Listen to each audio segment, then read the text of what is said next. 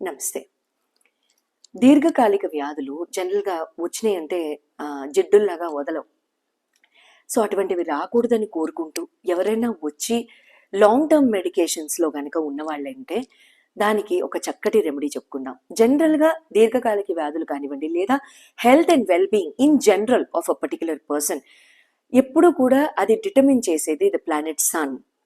So, సూర్యుడికి సంబంధించిన ఒక చక్కటి రెమెడీ చెప్పుకుందాం ఇవాళ. కొంచెం గోధుమ పిండి తీసుకోండి.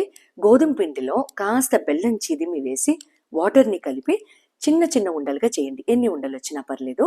రాగి లోటాలో నీళ్లు తీసుకుని ఈ ఉండల్ని అందుట్లో వేయండి.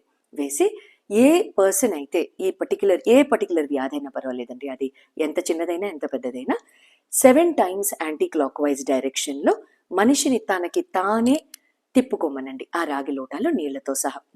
తర్వాత దాన్ని మట్టిలో వేసేసేయండి ఉండలతో సహా.